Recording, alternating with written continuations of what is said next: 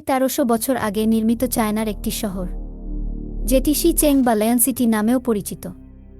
আজ এই শহরটি পুরোপুরি পানির নিচে তলিয়ে রয়েছে।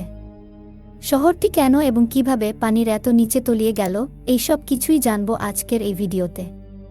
শিচেং, যার অর্থ সিংহ শহর, এটি চীনের ঝেজিয়াং প্রদেশে অবস্থিত একটি প্রাচীন শহর। প্রায় ১৩০০ বছর পূর্বে, খ্রিস্টপূর্ব ২৫০ সালে হান রাজবংশের সময় এই শহরটি প্রতিষ্ঠিত হয়। শিচেং তার স্থাপত্যের জন্য বিখ্যাত ছিল। শহরটির নামকরণ করা হয়েছিল পার্শ্ববর্তী ৫টি সিংহ আকৃতির পাহাড়ের নাম অনুসারে। শিচেং শহরটি প্রাচীন চীনা নকশা অনুসরণ করে নির্মিত হয়েছিল, যা একটি গ্রিড প্যাটার্নে পরিকল্পিত হতো। শহরটিতে ৫টি প্রধান দরজা এবং ৮টি গেট দিয়ে সজ্জিত ছিল, যা বিভিন্ন দিক থেকে শহরে প্রবেশের পথ প্রদান করত।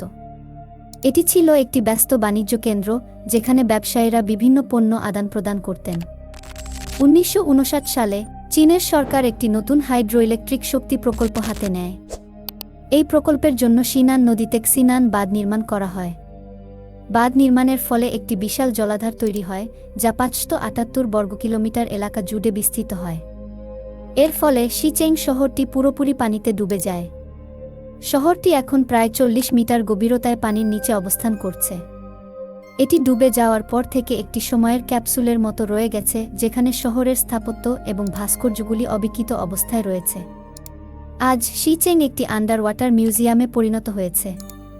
ডাইভাররা পানির নিচে গিয়ে শহরটির বিস্ময়কর স্থাপত্য এবং ঐতিহাসিক নিদর্শনগুলি দেখতে পারেন।